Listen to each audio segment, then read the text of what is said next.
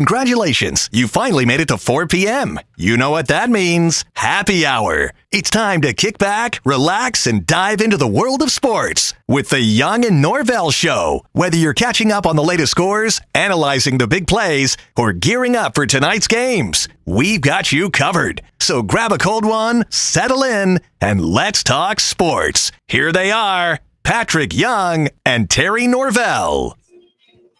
Oh my, we've got ourselves what we call a big show today. When Trenton Torsia shows up on location in Neptune freaking Beach at Shedeur Oyster Bar, A, it's a big show. B, that means he's hungry.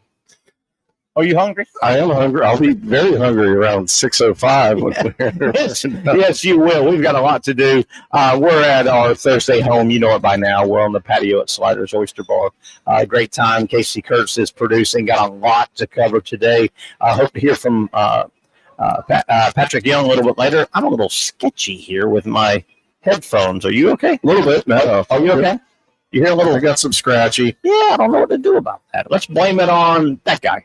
Sure. Or that guy. No, let's blame it on Casey back in the studio. No, we don't want to do that. We don't want to do that. Hey, man, got a lot to go over. We got the NBA Finals. It could end tonight. In a weird way, I don't have a dog in the fight. I kind of want it to end tonight. I don't know why. Indiana has put up a good fight. Halliburton's banged up. He's very banged up. If it goes back to it's in Indiana tonight, right? Correct. If it goes back to OKC on Sunday, OKC is going to win anyway. But don't you like Game 7? I guess. Come on. No, maybe I can help change your mind a little bit. Okay. But, do you have a dog in the fight? Do you care? I do not have a dog in a fight, but I love Game 7s. Okay. A lot of people. So that would be, plus, well, under the circumstances, and let's talk about pucks for a minute. The Panthers won on home. No, let's don't talk about pucks. That's just for a minute. They won on home ice. I would like to see OKC, if they're going to win at home. Okay. All right. To me, it's risky, right? If you lose, you go, we got to go to Game 7. Now all bets are off or whatever. Okay. All right. Here's the key to the game for me, and I think I might have mentioned this on Tuesday. OKC at home is the best defensive team in the league. Yeah. On the road, they're very average. Oh my! What are you saying? What are you trying to say, Trent? I'm just saying, if the Pacers play Pacers basketball with pace, pun intended. I see what you did there. I think they have a chance. I see what you did there. Think they have even with Halliburton maybe giving you 4 free throws. Kenny, he's a game time decision. Well, a couple of things would have to happen. I think no matter what level of health Halliburton is at, he's not going to be near 100%. I don't buy that. I don't think Halliburton's giving you 34 like he can occasionally do. With that said, TJ McConnell, does he get extra minutes? He's not a prolific scorer, but he can score. Andrew Nembhard might be a guy. He's got to step up. Well said. Nembhard may be the guy and Nembhard can score. He's not a prolific scorer, but Nembhard, it's a stretch to say, Nembhard, you got to go give your team 32 tonight. But he could do it. He's a scorer, but he's not a prolific scorer, if that makes sense. No, it does make sense. And I'm not like a huge critic, but he's not been great. No. So, when it's his time to shine. Yeah. And if you could somehow take over the lead. Now, I think here's what Rick Carlisle needs to do. If Halliburton's not there, you got to get him out early. You can't do what he did the other night. That was death by paper cut. Yeah. It was death by 100%. He gave you 4, missed every shot from the field, gave you a few free throws. No, you have to say, you know what? My backup to Halliburton, my second backup at another position somewhere, they're professional basketball players. I got to roll with them. Now, for some reason. If Indiana does something stupid tonight's Thursday, Friday, Saturday, Sunday night, Halliburton would have a good 2 3/4 more days to mend that calf, but I think it ends tonight. Now, I've missed on Halliburton's going to start. I don't think there's any doubt in my mind. They say it's a game time decision. Yeah. But you can, the old saying, you can't leave a horse in the stable. Yeah.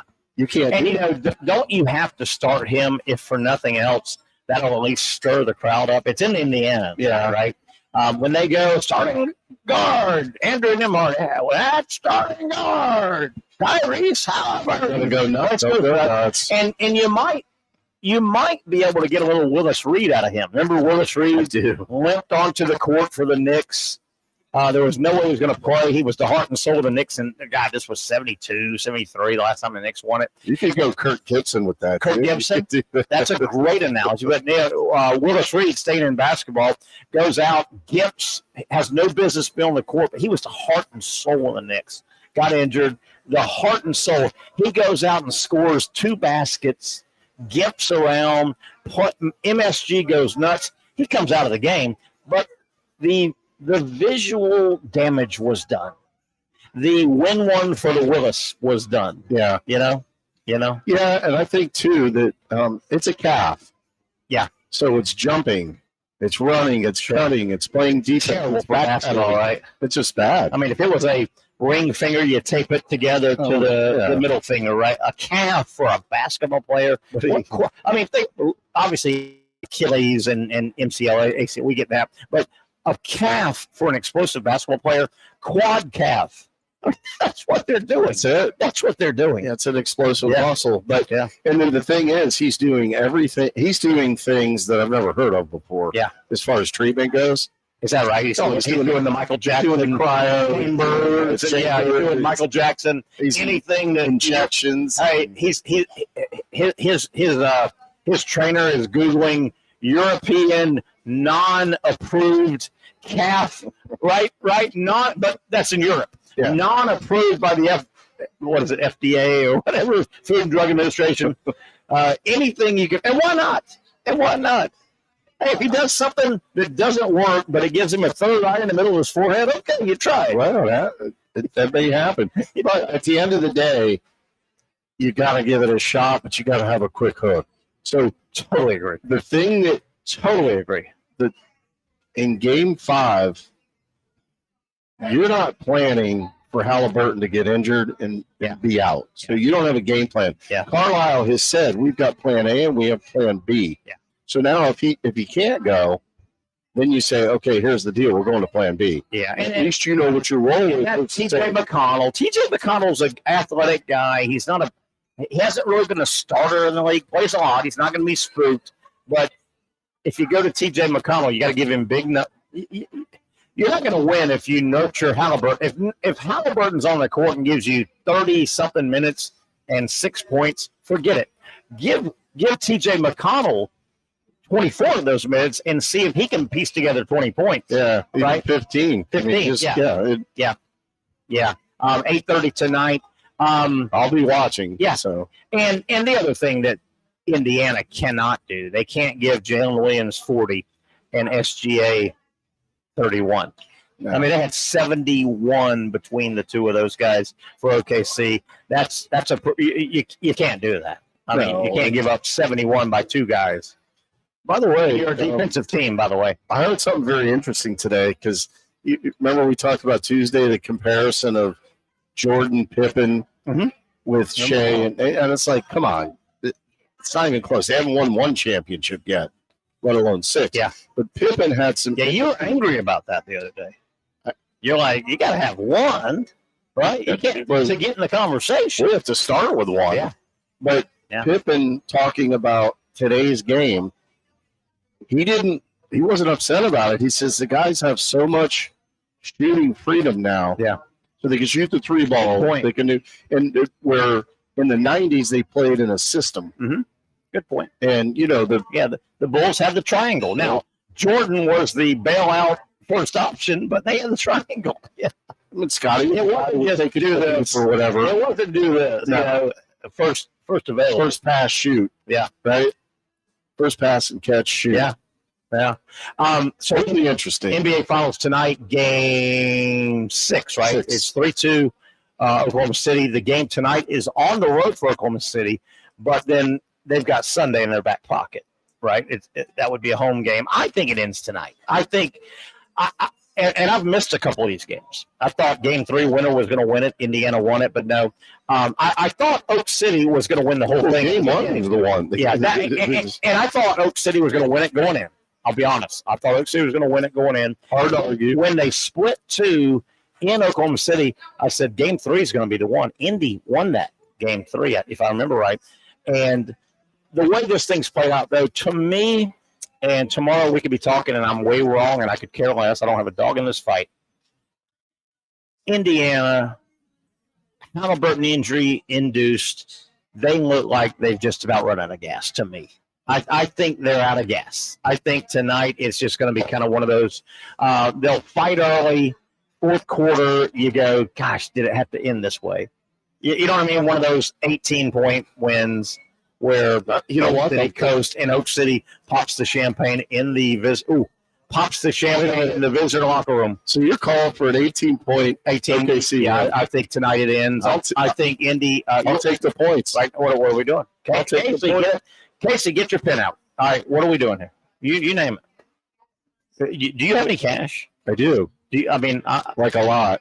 Hold on. We need to see some cash here. Well, I'm not going to show like. All right, what are we doing? We'll do $5. $5. I'll do what you do. Hold on. Look at my wallet, by the way. This is a classy guy's wallet. Look at mine. As you can tell, I'm not the guy buying the Lakers. Mine's a purse. Yeah.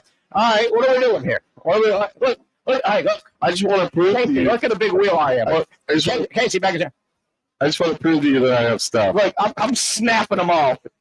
This is, by the way, this is to keep the lights on at the house. Probably This is going to get me in trouble. Look, so I'm going to put it right back. I can work without the 5 guy. Is that okay? We'll put I'll go 5 guy. 5 spot. All right, what are we doing now? I'll take OKC. The line, by the way. I got to give points for you. Called 18. Well, no, yeah, whoa, Casey, you hear this guy? Casey, help me out here. What's the line on this thing? It's 4.5. I'll give you 6. So 6 for 5. How about that? 6 for $5. I don't like 6 points. I love 18 though. You're not getting 18. Well, don't listen to them. Nobody listens to me. I'm just why are you listening? Casey, why are you guys listening to me?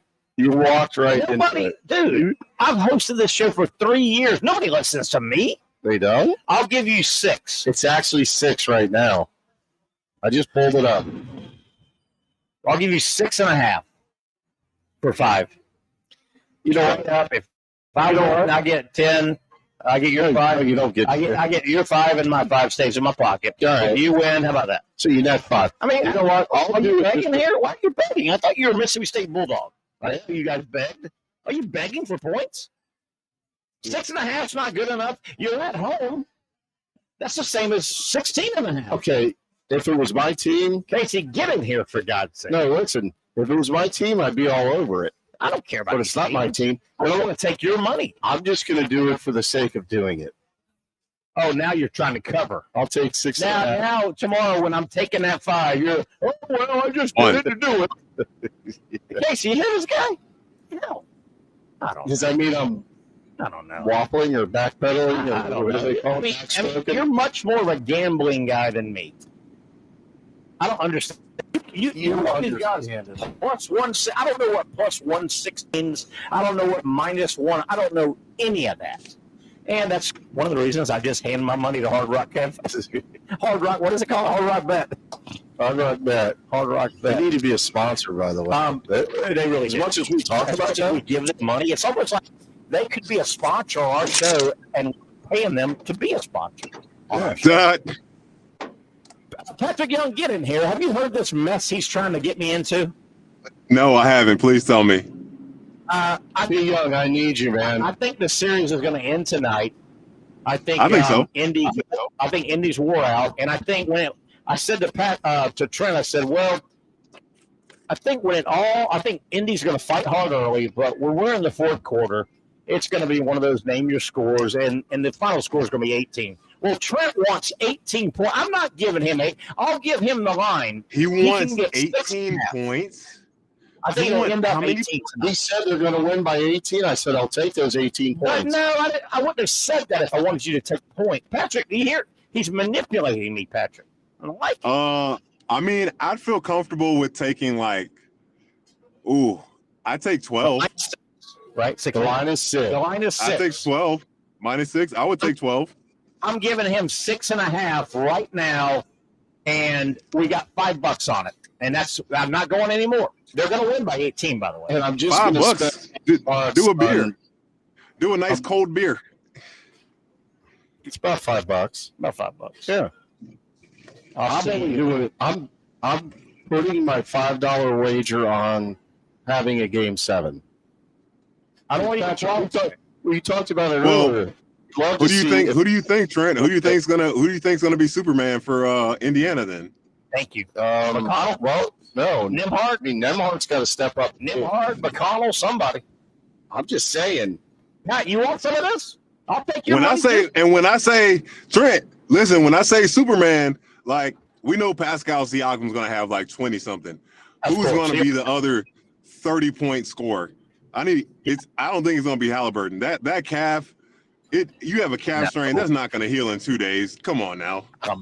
He's done. He'll give you 8 points if you're lucky. They need McConnell to get Halliburton's minutes and score 20, and they need Nembhard to go off for 31. Hey, here's a good question. I got a good one. If you're Rick Carlisle for both of these guys, how soon do you pull Halliburton if you see he can't be? How soon? That's what Trent was saying, Patrick. I think we agreed.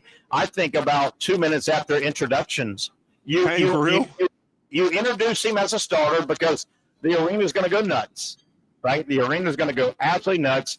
You watch him, and if he misses his first 2 shots, you TO and say, "Hey, man, for the good of the team, we love you, brother, but we got to pull you out." No, 2 shots. Yeah, 2 shots. You better make them. Make them or get. I mean, I think I'd give him you probably don't give him the whole first quarter because I think you probably noticed within the first maybe 6 minutes, can this guy actually go? You give him, and I think you got to make the right decision and say, hey man, like we can't win with you like this. I know it hurts and sucks, but you're not you. Yeah. If you were you would be out there, but you're not you. I'm with you. But Patrick, talk a little bit about the cap in particular. It's jumping, it's running, it's cutting, it's backpedaling on defense. What's the impact there? I mean, do you guys remember? This would have been about. Gosh, I think Kevin Durant was he still with Golden State when this happened? Yeah. He had a calf strain. Yeah, and he went out there and played, and he tore his Achilles. That's right. Yeah. I do remember that. We talked to the doctor yesterday about that, and is it related? It's hard to say, but it's awfully coincidental. That you can't tell me. Yeah, you can't tell me it's not related. Like they're not far from each other. We're not talking about his glute muscle and his ankle. Way down there. Yeah. We're talking about his calf, which is I don't know. It's connected to his Achilles. Yeah. But you're right. That's jumping. That's cutting. That's pushing off. It's really so. What I learned, for athletes and jumping in general, there's a triple extension. There's an extension of your hip. Okay. There's an extension of your knee, and then the extension of your ankle. And if you can't fully extend that ankle, which is going to be pushing, you're not going to be the same athlete. You won't. Interesting. The shame about Halliburton, obviously they're playing for the NBA title. That's a big deal. The home fans, that's a big deal. The Indy fans have been around this team and Halliburton. One of the shames also about Halliburton, even if Indy didn't win the title, if they get closed out either tonight or Sunday, if Halliburton had played all 7 games, let's say, and he averaged 26 a game, which he was, he can do that. Halliburton is right on that. And Patrick, first speak to this. Isn't Halliburton right on that neck? He's almost next level top 20 guys in the NBA. But he needed this series to obviously with the championship, there's no debate. But I think you look at his line of work coming up to this point. And he had some unbelievable games and unbelievable moments where you can say, this guy's a closer. When he's healthy, he's a closer, man. Yeah. He certainly has to be at minimum in that, as you like to say, the changing of the old guard. Like, this is it. he's on the new guard. He is. He's new guard. And they tried to say, go ahead. Yeah, I think you're right. And Trent, him being new guard, even if he didn't quite win it with his team, if Halliburton went out and carried his team and got him to the threshold, I think next year Halliburton is starting to be mentioned in that top 15 echelon of NBA. He's right there. What a shame he got hurt on the biggest stage. I know, man. The biggest stage. No, that's fair enough. And to Patrick's point too, if the whole Achilles thing played out, who comes back the way they were from that injury? I mean, just nobody does. It's a tough one, regardless of age. It depends on your style of play. Like as a point guard, that's hard, man. Like you got the ball in your hands the majority of the game. You're guarding really fast other guys that if you can't keep up with them, it's already hard to guard guys in the NBA in general. But I mean, the only way you cover up for it is if you're James Harden, prime James Harden, played no defense, but he's giving you 40 points. He played no defense. And Halliburton, he's not a prolific scorer like James Harden was. Yeah. Hey, and Harden, the double, triple step back of his. Remember that? Oh, yeah. I love that. 100%. I'm like you guys. I've watched James Harden shoot a basketball from 22 feet in the NBA for the last 10 years. And every time I go, how is that not traveling? Something funny. When he was with the Sixers after he left Houston, he was trying to teach Joel Embiid how to do his step back. Joel Embiid, he does it, gets called for a travel. And it's obvious. It's something about a big guy trying to do things that only guards can do. It just doesn't look right. But Harden's got it down. It's kind of a side step that nobody counts that as a step, and then it's two back move. Outside. Yes. You don't keep a pivot foot. No. So Patrick, did you guys talk about the baseball game already? We haven't got to it yet. Oh my God. Oh man. Hold on. Let's get a basketball question for you. I do have a basketball question. So what OKC did, taking Shea Gilgeous-Alexander out of that point guard mode and giving it to Jalen Williams, was kind of, I think it was something that Indiana did not expect, and the guy delivered big time. What do you think about that? Jalen Williams. Yeah, no, it's something about how Shea kind of, I think he's great attacking when the defense is off balance. He struggles. Okay. He struggles a little bit when the defense is on balance. And look, he does knock down that mid-range jump shot when he gets a mismatch out of pick and roll. Yeah. But oftentimes he's not as consistent, especially if he's not getting fouls. Jalen Williams, no one questions when he goes to the free throw line if he was flopping or not. If he got fouled, Jalen Williams, he's great when the defense is off balance, but when the defense is on balance too, he plays so downhill and he's so physical and strong and fearless. I did not expect 40 points. I'll tell you that. But if he has a third of that, man, for this game tonight, it's lights out, man. Lights out. Hey, Pat, you said something a moment ago about SGA. When I've watched him, and obviously I tune in the playoffs hardcore, you said something interesting. When I watch SGA, he gets a lot of his points almost uncontested because he's got an absolute explosive first step. He blows by his guy, and all of a sudden his guy is trailing him. And he's really good. He's how it setting it up, because he'll dribble and he'll be standing straight up. So as soon as that defense relaxes for a second, he makes his move, that first step, and he gets so low to the ground. He gets really low. Like his chest is almost parallel to the ground. So you're not going to steal that ball. If you try to reach and steal, he's got to protect. It's going to be a foul. And also he figured out a way to get foul calls by referees. Guys on the defensive side, like Andrew Nembhard guards him.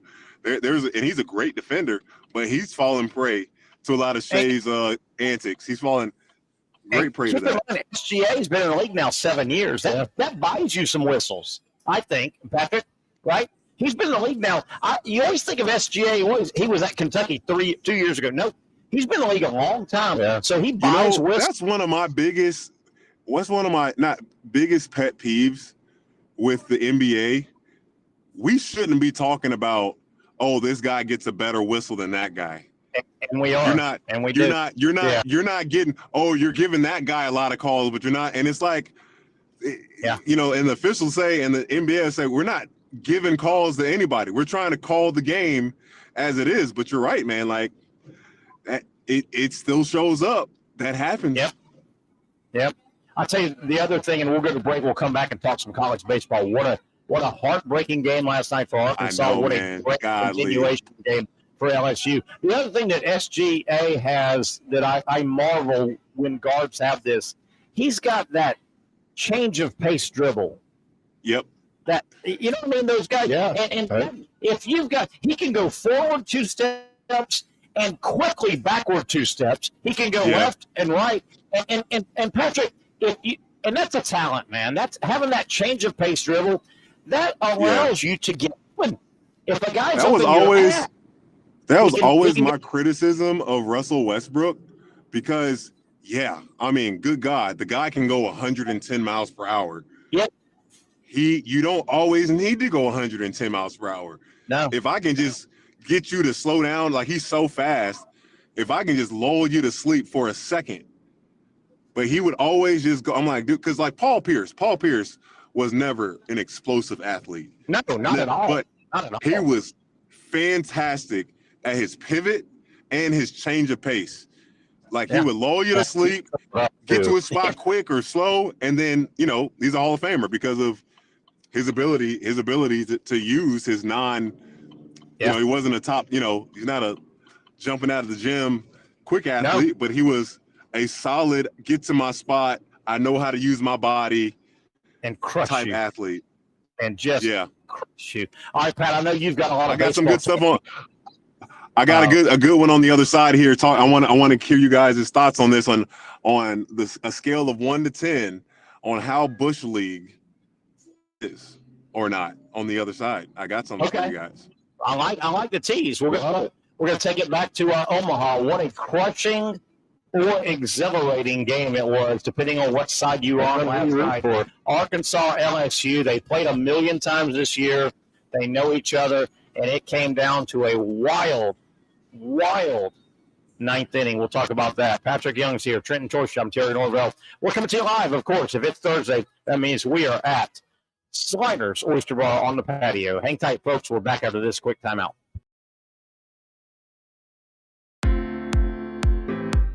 At Southeast Orthopedic Specialists, we know pain and injuries can stop you from doing what you love. This is why our board-certified orthopedic specialists offer the latest in both non-surgical and surgical treatment options and create a treatment plan tailored to your unique lifestyle and goals. So, whether it is a sports injury or that nagging pain that's keeping you from doing what you love, our team has the right treatment for you. For more information or to schedule an appointment online, visit our website. Finally, a family atmosphere, kid-friendly restaurant with a real sports bar feel. Bricks Jack's Beach features all of that and a large, climate-controlled covered patio with misting fans and heaters for all seasons. Mix in an extremely diverse menu that features the most quality and affordable steak at the beach, and there's no reason not to enjoy your next lunch, dinner, happy hour, or big sporting event at Bricks Jack's Beach, 300 2nd Street North in Jacksonville Beach. See you at Bricks Jack's Beach. You really got to hand it to him.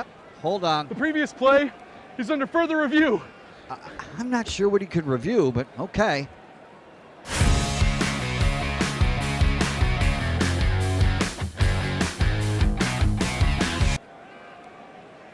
Sure has been a while. Dine in at Hurricane Grill and Wings for the football season. Well, there he is. Oh, what is that? The schedules are out for another summer of soccer here in Jacksonville with the Armada men's and women's under-23 squads, starting with the ladies and the home opener on May 24th. 2 weeks later, they're back in Northeast Florida for a June 7th matchup. The season wraps up with a pair of Friday night home matches June 20th and the 27th. As for the boys in blue, they debut against a couple league newcomers on May 9th and 17th respectively, with more home dates on May 31st, June 14th, and June 21st. All those matches are at Edward Waters University, and you can watch them live on the Action Sports Jax 24/7 network. Those teams are a big focus on Fleet and Footy, covering the big soccer stories each week on the Action Sports Jax 24/7 network. I'll put one in the back of the net for you. Join us for player profiles, fun interviews, and the very latest on the Fleet and all things footy. That's every Thursday at 2 p.m.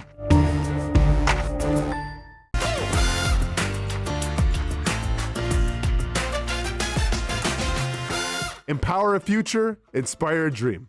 It's a bold but simple mission for the Jacksonville Police Athletic League known as Jax PAL. Help the next generation of kids in Jacksonville shape a brighter future. Their after-school programs, teenage leadership programs. There's community outreach. This has been just an awesome opportunity to be out here with my colleagues and do something good for the community. It's really been an interesting opportunity to just see everybody work together in a way that we don't normally in the office. And there's sports.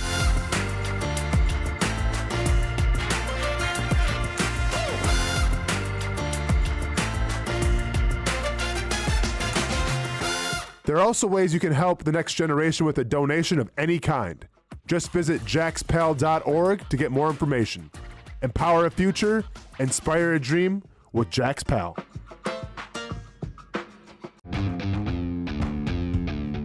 When you think sports, you think Action Sports Jax, the official station of the Jaguars, on location for every game. But the most experienced team in town doesn't stop there. From high school football to the big events in the area, Action Sports Jax is always on. Now, we take that to a new level. Action Sports Jax 24/7 is around-the-clock coverage of the teams you love and the moments you can't miss. The best local sports in Jacksonville on Action Sports Jax 24/7. We've got a good happy hour crowd on the patio here at Sliders Doors to Bar. Inside the open air full liquor bar is going good. And, of course, Johnny Pop. That's the you're making it happen over there. Making it happen at the of course, he is at the I did check that out on the break. The oyster bar? Just kind of eyeballed it. Like, yeah, took a good look at it. Took a good gander. Welcome back. Trent Torsia, Terry Norvelle here. Of course, Casey Curtin producing. Casey, I hope our levels are all pretty good. We got Patrick Young as well. Hey, before you get to your topic you want to get to, talk about the Jacksonville Basketball Academy. Obviously, you've gone through it. You know the instructors. You know Coach Martin. We've got several weeks left all the way through August. If you've got a basketball player that wants to work on his or her basketball game, learn the game, what's going to happen when somebody signs up with Coach Martin's camp and they get slotted where they need to be? Well, the first thing that I love to this is something I firmly believe, and I think that you guys will be in alignment. I think that first off, this world would be in a better place if everybody played team sports at some point in their life. I'm with you. Being a part. No, I totally agree. Right. In terms of, the responsibility and discipline, being able to learn, like you're showing up every day. How do I bring my best every day? Yeah. Maybe I'm not feeling good today. How do I still fight through that? How do I submit to authority? I might not necessarily agree with the coach, or I might not. A great place, because a lot of complaints that I've gotten from coaches in this upcoming generation, and it's all the same, but coachability. Is your kid able to take instruction, it not being personal, and being able to apply it to? Because look, outside of basketball, baseball, football, everyone's going to have a boss at some point in their life. That's some authority, some authority you're going to have to submit to. So doing it in this positive way helps you see there's nothing wrong with submitting to authority. It honestly, sometimes you need to be the leader, sometimes you need to be a follower. And what I love so much about Jacksonville Basketball Academy and Coach Martin, I was part of his vision when he started this thing out. He knew how great a need was in Jacksonville in terms of the development in terms of the AAU programs, in terms of how much Nocatee area was growing, and said, if we want Jacksonville basketball to return to the pinnacle, and I believe it has gotten up to that level again, you got to compete with schools in Orlando, competing with schools in Tallahassee, competing with schools down in Miami. We have to make sure we take care of home. And that is exactly what Jacksonville Basketball Academy is. From the 3rd grade level of learning very basic skills, of having fun, of this experience, getting your kid exposure to the game, to individual workouts that there's a lot of kids that are homeschooled that train at Jacksonville Basketball Academy as they're trying to get their skills to the next level to get scholarships. So that broad spectrum of anything you can think of that you want to learn in your kid, it's going to be there. In this day and age, if you start, there are a rare breed of athletes that can start late. Yeah. Because maybe they're gifted on things you can't coach, like height. Sure. But for the most part, if you're starting too late, your kid's not going to make that. You can't. And you said this last time so well, Terry. The week of tryouts, if that's when you're starting to work on your game, it's too late. That's not the time. No, That's not the time. time. Monday before Friday tryouts, week 1 of school is not the time. Well said, Patrick. By the way, if you've got a basketball player in your life, you want to get them this summer some great learning the game of basketball, understanding the game of basketball. You can't go wrong. Check them out. Go Google Jacksonville Basketball Academy. The camps and last point, one of the coaches is my best friend. He, one day when I die, if he or I die before each other, he will be carrying my coffin. I will be carrying his coffin. Love it. And I don't mean this, and I don't mean this in a way to be biased. He is one of the best coaches out here in Jacksonville, Matt Santoni. You want, and he's not only as a man, as a person, as a human being, but as a coach, he's one of the best that you'll get. And he's available to mentor your young basketball player all summer long. Pat, I'm mad because I want Matt for myself. He's got a 1-year-old daughter, and but he's out there trying to work and help. You got your kids out there, people. So you're stealing my best friend away from me. Nice. Pat, you had a topic that you were passionate about when we went to break. Yeah. Bring it up. So I want all 3 of you guys to give me examples of this. First off, for our listeners, and Casey, I want you involved in this too.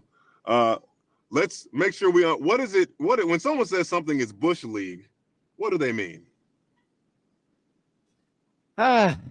Trent, we know it. We got to put it into words now. Yeah, Bush League means you went beyond I think there's ethics of sports. Sports has ethics. It's the rules of sports, right? The unwritten it's kind of like the unwritten rules, kind of, right? Yes. Yeah, he said that. Yeah. Yeah. So it's you're going against the grain a little bit. You wouldn't do the predictable thing. Put it this way. I don't ever want to be labeled as Terry Norvelle was Bush League. I don't know how I can say it, but I don't want to be Bush League. You may have been that. Okay. Right? That's your filthy mouth. I would love all 3 of you guys. Give me the first thing that comes to mind, because you guys have watched a lot of baseball. You guys love baseball. Any experiences where a team opponent has done something that's been a little Bush League, and you're like, man? Oh, I can actually tell you one that. Go ahead. You late in the game, big lead either way. The winning team, you're not holding the runner on, and they steal a base. Yeah, you're up by 9. And you still steal second base in the 8th inning. That's okay. That's baseball Bush League. Pat, does that hit home? Talk about it. Where are you going? What you got, Terry? Case, you got an example? Another example? Yeah. Kind of the same thing. There's an unwritten rule. Why are you stealing? It's 9-1. You've dominated the game. You got a man on first, nobody out, but you're winning 9-1. It's the top of the 9th. We've got 3 more outs. Don't be Bush and steal the base. What about this one? Casey, you got one? Casey, you got one by chance? I would say if you're gonna throw at me and I'm hitting, don't throw at my head. Throw at my butt, my back. Nice. Where to hit a guy can be Bush League or not. I agree with that. Good one, Casey. Fair. How about this? Yeah, why would you ever throw at a guy's head or behind it? Well, and let's try and make a statement. No, I just hit him in the hip. But what about this? I want you guys you to got go ahead. You got a hitter going, Okay. and you're getting beat, and you try to lay down a bunt for a base hit. Great. That's a great one in baseball. Hey, Patrick Young, you're throwing you're 7 2/3 innings in. Is You that got a no hitter. Bush Yes, you got a no hitter against me, and it's 7-1, and I'm a little lefty, and I try to bunt base hit. It's Come on, that's Bush League. That's Okay. extremely Bush. What do you got, Pat? Okay. So, guys, in the SEC, there's a rule in terms of if a Unwritten game rule? – no, this is a written rule. Okay. If a game, like if a team has a travel day or something like that the next day, by 4:30, there cannot be an extra inning involved. That game will end. I know where you're going with this, I think. Go ahead. Kentucky, and Texas yes. A&M. Yes. They pull. So it was like 4:25 in the bottom of the 8th. On Texas a Sunday. A&M is on a Sunday. Texas A&M is hitting.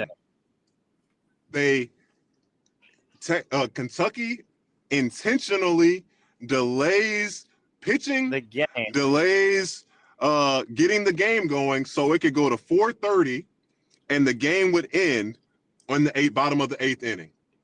From 1 to 10, how Bush League is that? Yep. I think that's And like- that happened like- this year. like- Kentucky Trent, delayed like the three- third game. like 3 mound visits,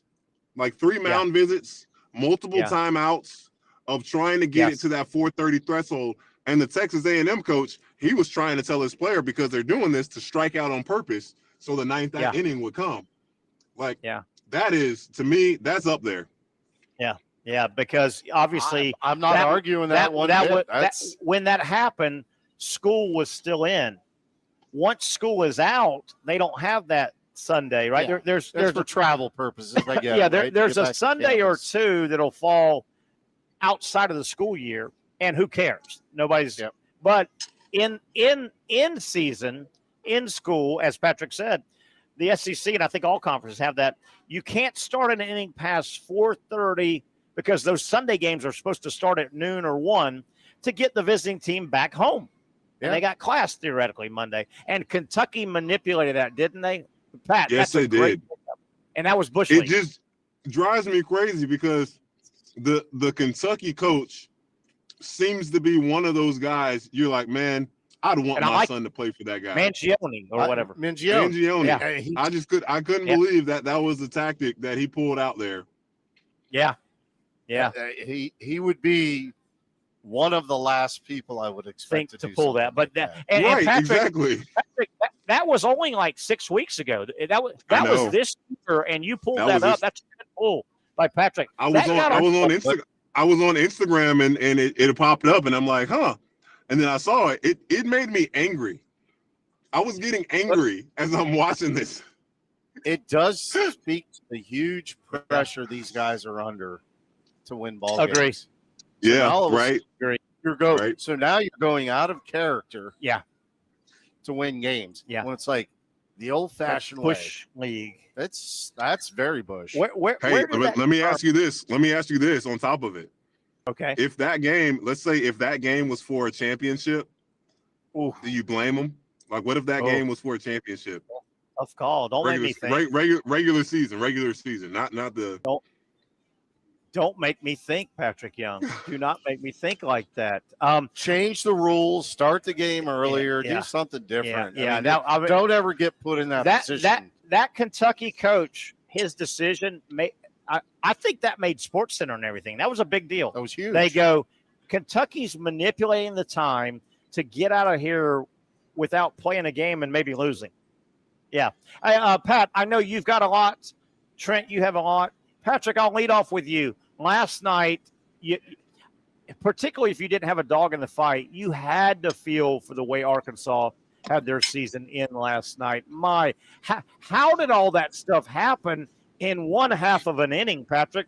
Talk about it. Well, I'll tell you this, Terry. When we talk about the Bermuda Triangle that haunted Arkansas a few years ago, 2018. Yep. Just catch the ball. Similar play happened, I think, in the 7th inning, Ooh. but they got it. They got it. Yeah. The right fielder got it. And I was like, ooh, okay. Arkansas, that was a demon right there. They should be good. And then all of a sudden, they decide, in that inning, they were up 5-3 going into the ninth. Yep. Well, and they scored two outs. The eighth. Yeah, to make it 2 5 outs. Yeah. Or the ninth. I'm 2 sorry. outs. 2 outs. Or no, 1 out, 2 on. First play. Shortstop gets a liner hit to him. Fast enough for him to at least try to turn to. I know the little short lefty for LSU, he's quick. He's fast. But you got to try. You got a chance to end the game right there. Yes. I don't know what was in his mind to think I had to only go to third base. Runner. He goes lead runner to third base. And guys, you guys saw it last night and then today. They had an overhead shot. It was a hard hit, one hopper to the shortstop for Arkansas. The overhead shot, you could see the batter runner and the first base runner. Neither one of them were even halfway down. It wasn't going to be a bang bang. It was going to be a routine, get it to second, get it to first. Ball game. And we played tonight. But damn, Patrick, it was almost a brain. You know what? He should. But before that, guys, Arkansas got a break when the first baseman dropped that ball on first base. Agreed. He should have had that. He should have had that. So that.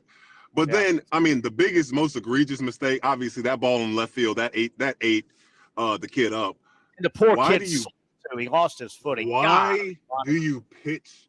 Why? And Chris Burke said it. He's like, Chris Burke said it. Oh, it's an open base. Do you think they should really pitch to him? Why do you pitch to the big boy, Trent, who hit a home run earlier in the game? 2 innings earlier, he hit a home run to close it. No, he was their bopper. Ironically, he's the one that gets up to the plate. Ooh. That was a hooking, sinking line drive. I agree. That's a tough play. And losing his footing. You lose your footing and you lose your vision of where the baseball is. How about this? So Van Horn was quoted, the head coach for Arkansas. Right. They asked the shortstop, what were you thinking? He said, the ball took me too far to my right. Okay. I thought I had to get the lead runner. Okay. Which it didn't appear that way, but I'm going to respect him. By the way, he was the SEC Player of the Year. The shortstop for Arkansas is a great player. Aloy. He's a great player. He's a great player. He looks but a ball like a hit that beast, sharply. You still go to second. 6-4-3. You still go 6-4-3. So they went 6-5 if you're scoring at home with 6-5, 1 out. Shortstop to third versus 6-4-3, short to second to first. And it certainly looked like the batter runner and then the first base runner, neither one of them were going to press you. You didn't have to make a super turn. No, it was a bullet. It was a bullet to the shortstop, Patrick. If you feed the second baseman, you get that force by 5 steps. And the second baseman, he wasn't pressured because the batter runner, the ball was hit so hard, even though he was a little quick guy, like Patrick said, you had him by 5 steps. He wasn't in the pick by the time he got the ball. He wasn't in the picture of if I wish I could ground it real quick, throw it over to second, and then throw a quick transition. If that's clean, I don't think there's a chance. Whoa! Did you see those hands on Patrick Young? That was impressive. Middle infielder impressive, dude. Look at Patrick Young turning a double I was a pretty good third baseman when I played. I was decent. I can tell. I thought you were more of a pitcher. He was everything. When you're 12 to 17, you play a little bit of everything. Shortstop, pitcher, catcher. Everybody pitches. Yeah, I get that. But everybody can be a pitcher. So here's what I'm going to do, and you're going to make me stand corrected next season. Okay. I'm done picking Arky to win it all. God, we pick Arkansas they're always so good. They might still have the best team out there. They're good. My God. All right, guys, here's where we're at with Arkansas. But how heartbreaking is it for Gage Wood?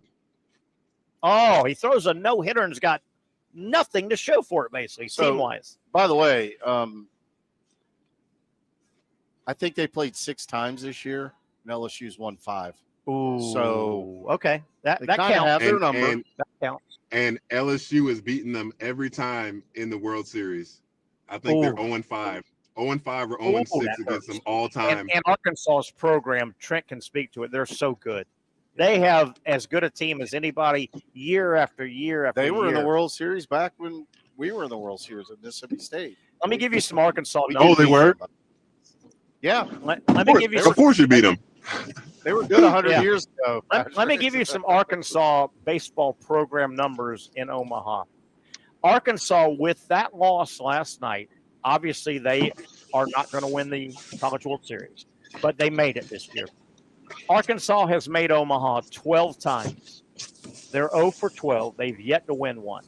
That puts them in an overall tie with Clemson and North Carolina. So you've got Clemson, North Carolina, and Arkansas all now are at 12.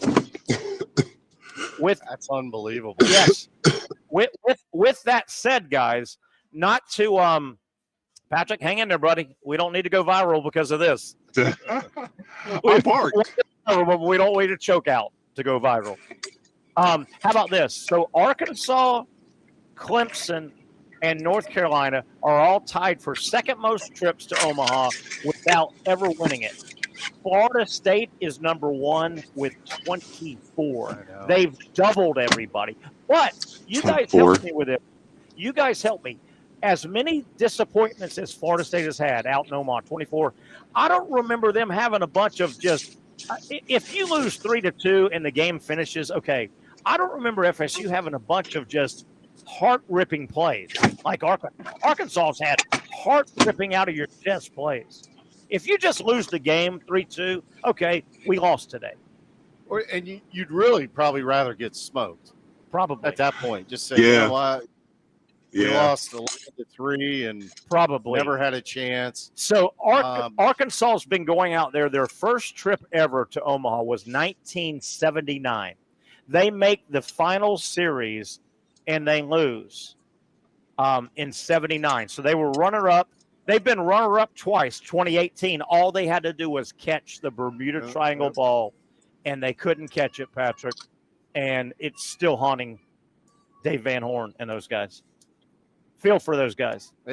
You have to feel for them. Ooh, great program, great tradition, great coach, by the way. And Patrick brought this up, and I want to be careful how I say this. I don't think you ever waste a no-hitter. But how bad is this? Arkansas 2025. They qualify for Omaha. They go to Omaha. They win their first 2 games. If you win your first 2 games, it's hard not to make the championship series. With this format, Arkansas not only wins their first 2 games, their second game, they have a no-hitter thrown for them to reset their pitching, and they still don't make it to the championship. No, Arkansas, series. didn't they lose game 1 against LSU? They lost game 1. Oh, I'm sorry. They lost game 1. Yeah. They get the no-hitter to reset their pitching. Yeah. They get the no-hitter to reset. And they So rest their bullpen. It's almost like game 1 never happened because of the no-hitter and the days off. And they still are not playing on Saturday. That hurts, man. That hurts. Are we cheering for Coastal? I don't have a dog. Do you have a dog? Do you care who wins? Chance up. Chance up, baby. Chanceliers. If I say this, I'm going to get scrutinized. But you're always getting scrutinized. I know. And I'm an SEC homer, and admittedly. So I'm rooting for the Bayou Bengals. I actually have a side story about LSU, if I may share, or I can do it later. Share. So you have to share. You have to share it to convince me to not be mad at you. And I've done this either a year or 2 ago with you. So Skip Bertman, the legendary baseball coach, who won, I believe, 5 national championships at LSU. He's a Miami guy. And I'm a Miami guy. I've known Skip Bertman. He was at University of Miami for years and years and years. Sure. Before he went to LSU. The 30 for 30. The 30 for 30 on him is so good. Really good. Oh, it's very good. Really Dude. good. Oh, my gosh. So I went to their camps. I was a counselor at their camps. And when we played LSU, he gave me 45 minutes every series that we played. And he goes, Trent, let me tell you something. LSU will give you whatever you want. As much money as you want, as much support as you want. But guess what? You got to win national championships. And I'm not talking about SEC championships. We want natties. I'm not talking about regional championships. Natties. I'm talking about national championships, and the pressure is tremendous. That being said, you take that LSU job, and, Skip Bertman's still around. Yeah. He's just retired. He was the AD for a while. He's looming large. Yeah. Yeah. Guess what? You're in the finals. Yeah. And you're going to lose to a non-power four. Pressure's on LSU. 100%. I mean, even though Coastal has won a title, they're a Johnny-come-lately. I mean, Coastal Carolina, we went over a lot of this stuff yesterday, guys. So I'm going to give you guys, if you didn't hear the show or watch the show, some backstory on Coastal Carolina. They popped up in the early 1960s. Through the early 60s, Coastal Carolina was basically a satellite school for the University of South Carolina. Okay, you with me? So they were kind of a little brother school in this system of South Carolina. Mm-hmm. As a matter of fact, through the 60s, Coastal Carolina, their sports mascot was not the Chanticleers, it was the Trojans. And it changed to the Chanticleers because they became a satellite college, basically, of South Carolina, and their mascot is the Gamecocks. Yep. So Coastal Carolina said, if we're kind of the little brother, and that's a bad term, if we're the little brother of South Carolina, why don't we change our nickname? They gave away the Trojans, and they said, let's be a fierce bird like the Gamecock. The Chanticleer is a proud, fierce rooster. So this tells you how recently Coastal Carolina, they finally got out of South Carolina's shadow in 1993, and they became an independent university. So this is how modern this. They have 19 programs. They turned it around fast. They turned it around really fast. In 1993, they became an independent 4-year university, and they carry now 19 sports, including baseball, and they've won a title in baseball. How about that? They've made March Madness 4 times, 91, 93, 14, and 15. But this is a Johnny-come-lately program that LSU does not, with their history of baseball and being in the SEC, LSU does not need to lose this series. No. That would be an ugly ball. But Coastal's on a heater, too. Yeah. How many games? 26 games. 26 in a row. They haven't lost a game since late April. Is this the same coach that won the championship the first time? No, he just retired, and this is an assistant from there. The guy that good question, Pat. The guy that won it, and Casey looked that up the other day. The guy that won it, I think Gary Gilmore was his name. He won it all and has retired, I think, a year ago. This is the new guy's first year, I think, and he picked up. Is his first year? I think it is, as the head guy. He's been around the program. Is that Casey? Do you remember? Yeah. Do they have? Is this a team of guys that they have some really, 1 or 2 solid MLB prospects? Oh, I think so. Yeah, I think so. Yeah. But they're also a team that just gels and plays together, and what happens with the big time programs, and it's in any sport, is how can you keep guys on campus? Sure. And that's a school where historically they've been able to do that. But I don't know this for a fact, but when Coastal Carolina reminds me a lot of Liberty. Liberty University has a ton of religious money behind them. Okay. They are a religious school and they made a decision about 20 years ago, Liberty, and they said, Liberty now plays big time football. Yep. They play big time sports. Well, they got the money. I think, and I don't know this for a fact, my guess is if you tracked Coastal Carolina somewhere around 93, when they became an independent university, the powers that be made a decision, we want to be good at sports.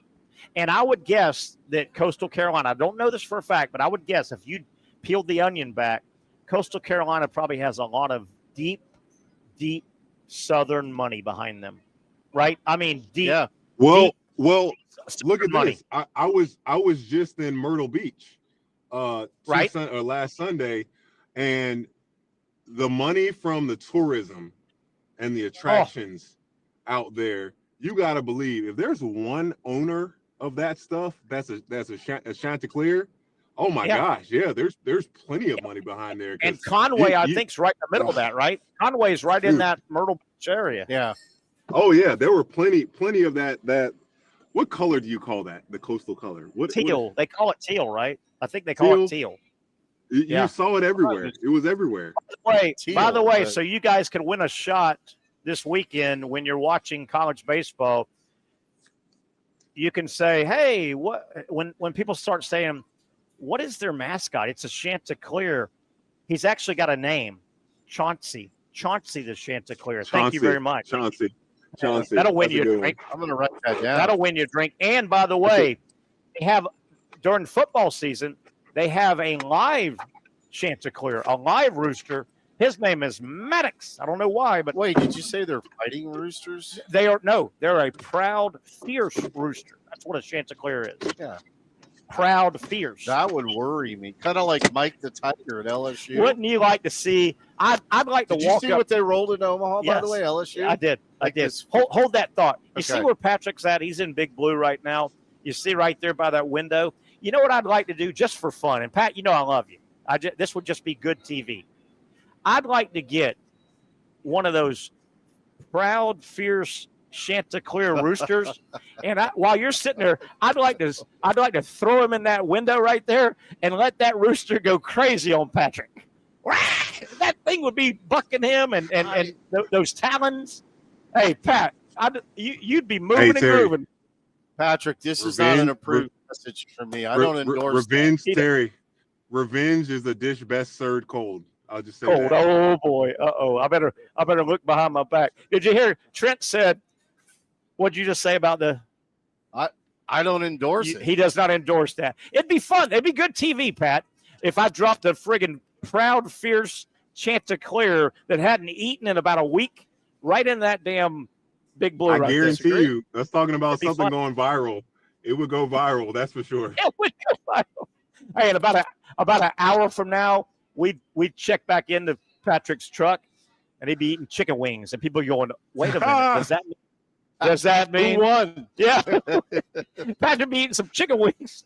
or there just be blood, just like scattered all throughout Big Blue here. We'd say, whose blood is it? Is it Patrick's blood or is it the Chanticleer's blood? I can tell you right now, I've been chased by a rooster in real life. They get on it, boy. And that's not fun. Those roosters get on it, boy. They're fast. They are. I've been chased by a Canadian goose once, and I don't want to experience that again. Where was that at? Do you remember? How did that happen?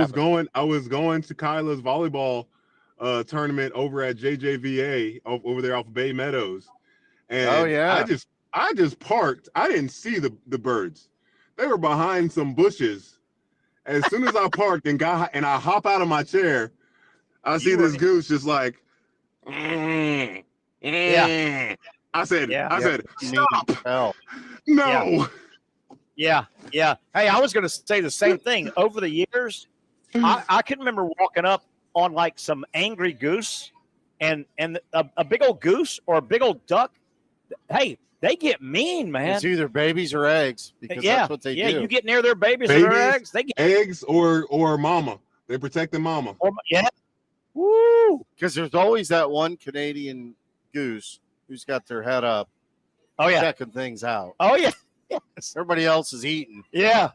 He's like he's the radar. He's their radar. Yeah, what they are. I don't like those things. He's their radar. All right, guys, let's take a break here. We're number 2. Got a lot of Major League Baseball. You guys may have some other stuff. I got a Jello shot update too. A Jello shot update. Oh boy, Jello shot still being served. By the way, as we get a break, I know this is the minority. I'm pulling for LSU. I want LSU to win. I know Coastal Carolina is a great story. I like LSU baseball. I've always liked LSU baseball. Something about them. And you better drive a They're the hard. apologist. Is that right? I'm right there with you. I Patrick, who just you said the pulling same for? You thing pulling 5 for minutes anybody ago. in baseball? I'm pulling already for said- Coastal. Okay, you got Coastal. I just said. SEC You opponent. didn't see me? Yeah. You didn't see me I'm doing the pulling- shot. Chance Yeah. up. Oh, yeah. That's right. That's right. Oh, that's the little. That's the. Yeah, I see. That's the eyeball right here, I guess. and then the feathers. That's- Now, easy. Now that sounds like a dolphin. Don't throw. Oh, a fighting sorry. dolphin. Sorry. That'd be Sorry about that. a slaughter right there if we throw a dolphin in the middle of that. That was a good pull, by the way. We got a lot of stuff to get to. Major League Baseball whip around. Shedeur Sanders. Sanders. We got Ooh, what are you thinking, Shedeur Sanders? the elephant in the room. Yeah. I got some fun stories as well. You guys hang tight. Pat, if you can hang around, let us know. That's great. We'll come back after this quick timeout. It is a Thursday crazy light fun edition of the Young and Norvelle Show, coming to you live from Sliders Oyster Bar.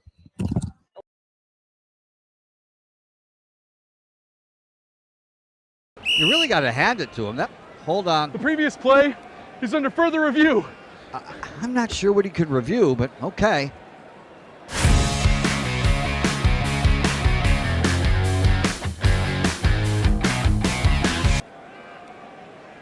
Sure has been a while. Dynamic Hurricane Grill and Wings for the football season. Well, there he is. Oh, what is that? At Southeast Orthopedic Specialists, we know pain and injuries can stop you from doing what you love.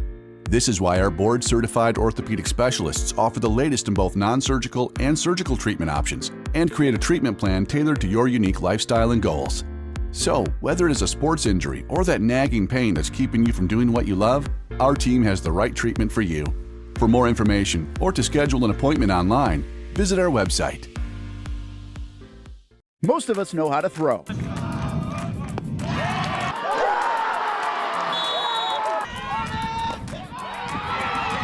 But you need to know what to throw. I'm not talking about footballs, baseballs, softballs. We're talking about those items you need to recycle. Republic Services explains it easy. Recycling simplified. 1. Know what to throw. When in doubt, throw it out. 2. Empty, clean, and dry those materials. It takes an extra minute, but it makes a big difference. And 3. Don't bag it. This makes the recycling process faster and more efficient. This is a look at the Republic Services North Florida Recycling Center. You can make this process even more efficient. By utilizing those 3 steps, Republic Services can help you become a better recycler in your home. Learn more at recyclingsimplified.com. Finally, a family atmosphere, kid-friendly restaurant with a real sports bar feel. Bricks Jack's Beach features all of that and a large, climate-controlled covered patio with misting fans and heaters for all seasons. Mix in an extremely diverse menu that features the most quality and affordable steak at the beach, and there's no reason not to enjoy your next lunch, dinner, happy hour, or big sporting event at Bricks Jack's Beach, 300 2nd Street North in Jacksonville Beach. See you at Bricks Jack's Beach. Are you about to graduate high school and haven't decided on what you want to do when you get done? Well, one option is to apply to become a student in the Electrical Training Alliance of Jacksonville. Their program offers structured classroom and online training along with on-the-job training so that you can earn while you learn. Still not convinced? The folks at ETA Jacks are a tuition-free 4-year apprenticeship program. There is no tuition and no student debt. Just pay for your books and your fees. That's it. Now, speaking of pay, students, they start off making $40,000 per year, including benefits, and they graduate, get this, making over $80,000 per year, including those sought-after benefits. Now, that sounds pretty good to me, and if that sounds good to you, it should check off a lot of boxes. So head on over to etajacks.org and apply by May 15th. Again, the website right here, etajacks.org. Don't wait, apply today. The rhythm of my heart is beating like a drum, with we are martyr rolling off our tongues. Never will we roam, for we know our place is down. Where the ocean meets the skies, we be sailing. Where the ocean meets the skies, we be sailing.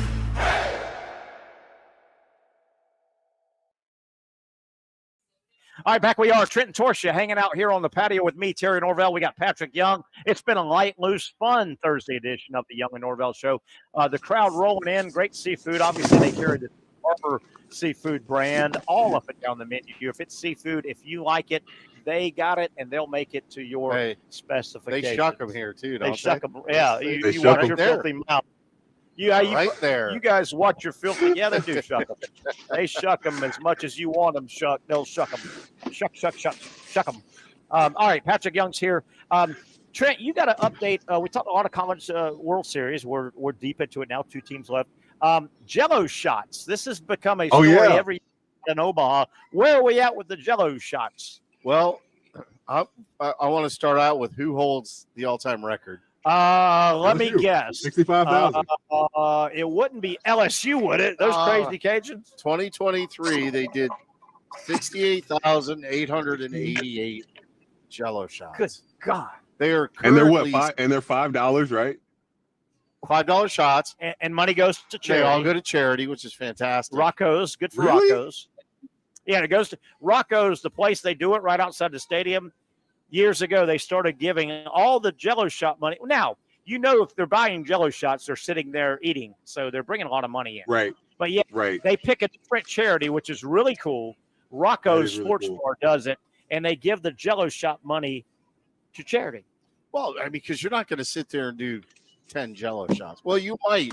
You shut your filthy mouth. You're also going to have maybe a couple beers or something like that. What are you, a nerd? They are currently sitting at 19,555. And we got a whole busy weekend. They don't even play till Saturday. So they got today, tomorrow, Saturday, and Sunday minimum. And remember, we talked about this Tuesday during the rain delay. They did 1,000 shots. Patrick, how about that? LSU got a rain delay the other day. 48 minutes? They did 1,000 shots in the sports bar in 48 minutes or whatever it was. That's unbelievable. It's so cool. It's Pat, so cool to follow. When you played basketball at the Pete Maravich Assembly Center for Florida, were they good, and were they a good crowd, or were they bad back then? Do you remember if LSU was any good? Was that a good crowd? Drunk Cajuns? That's another school that I went 4-0 against. Oh, nice. Nice. But they did. Johnny O'Brien, he was a good player. They had my senior year.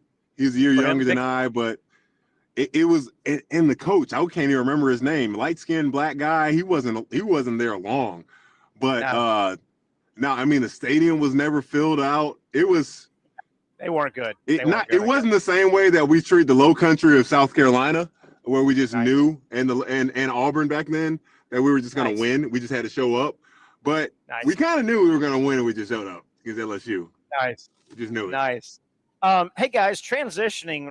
We talked during the break a minute ago. Shedeur Sanders, and there's a lot of layers to this. He gets popped for a speeding citation a day or two ago. He gets popped, guys, for doing 101 miles an hour in a 60-mile-an-hour zone. Okay, so you're 40 miles an hour over. Okay, we've all had speeding tickets. I get that. Now, coincidentally, when that headline hit yesterday, there was an NFL headline right below it. Henry Ruggs Henry Ruggs was being allowed out of prison for just a special presentation to a group. He's still serving time. Right. He's serving like 3 to 6 years, 8 year, whatever. Henry Ruggs from the NFL, former Alabama player, right? He was the guy. First round pick. First round pick. He got caught and had an accident in the black box in the car, the sports car he had, said he was doing 156 miles an hour. He hits a car that had a 23-year-old woman dead and her dog. So I'm not trying to bury Shedeur Sanders, guys, but here you are. You're the Cleveland Browns, and you've invested a pick on him. Not the first-round pick, but you've invested a pick. And come to find out today, the 101 and a 60 is his second major speeding. That's his second? Oh, man. Recent. how concerned are you from a maturity standpoint going, is this the guy we might want to hand the reins over to of our franchise? I'll go first. Why did he go from being the second quarterback drafted to the 5th round? Yeah. Because he was so immature. The word was he didn't interview well in his interviews.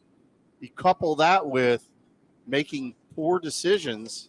Man. I mean, you're in the limelight now, and you've got to make good decisions. That's got to be concerning for the Browns. Well, the Browns doing things. I Right?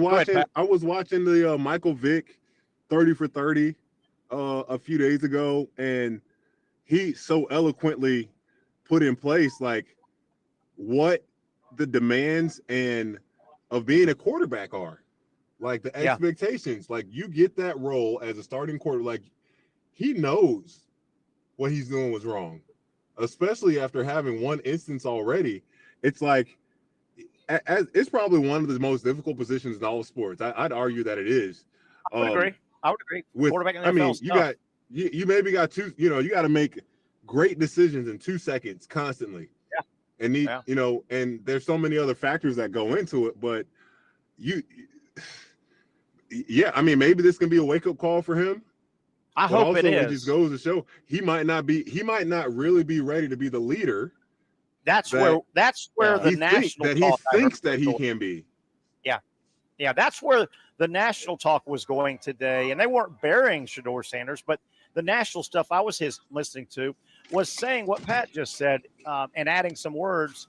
Has this guy ever had to mature? I mean, he played for his father. Yeah. He just got handed a lot of money. I feel bad for Shedeur a little bit because his citation for speeding excessively came out the same day. Yeah. How ironic that Henry Ruggs got released just to go do a special speaking engagement about the perils of driving drunk and speeding. And Henry Ruggs, I thought that was just so ironic. And it was a bad blow for Shedeur, I get it. But maybe it's a wake-up call for him. 101 and a 60. How old is Henry Ruggs? God, he's under 30. Yeah, I would guess 26, 27. Yeah. Do we think there's any chance that he could play in the NFL? He got, I want to say the article I read today, his sentence was 3 to 6 years. I think he had a clean record. Now, obviously, he killed somebody. He made a bad decision, and he killed somebody and a dog, which counts. But I don't think he was a guy with a rap sheet.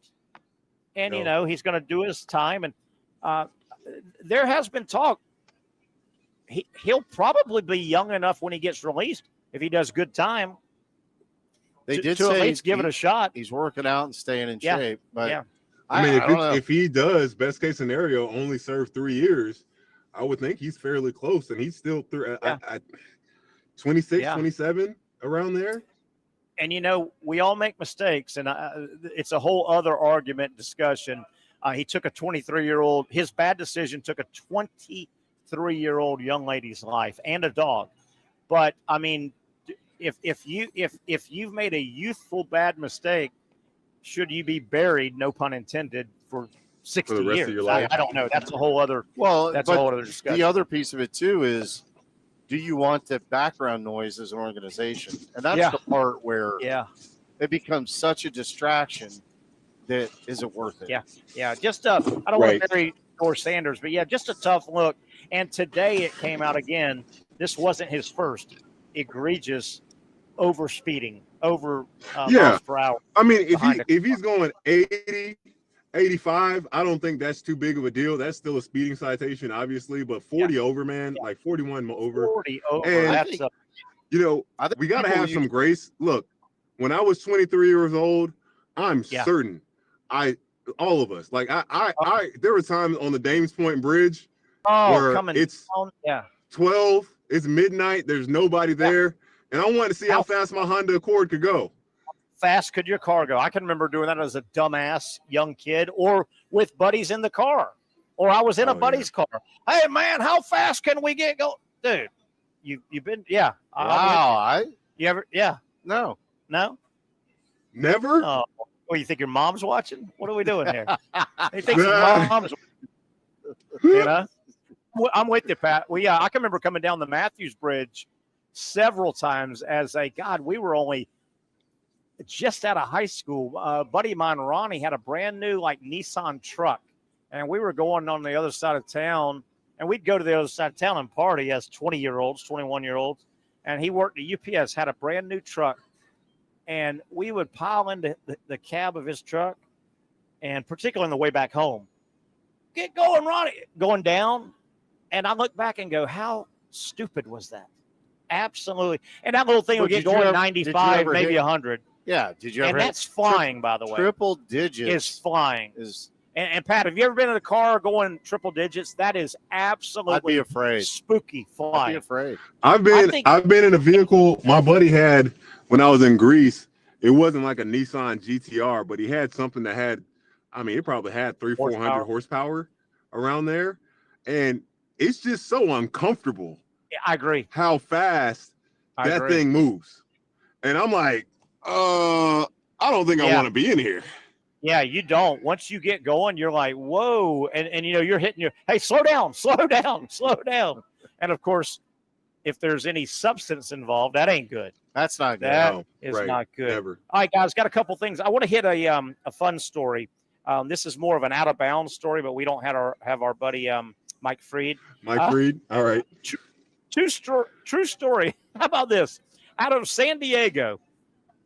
So you have this married couple, wife's 29, husband's 32, 33, and they're in San Diego. This just happened recently.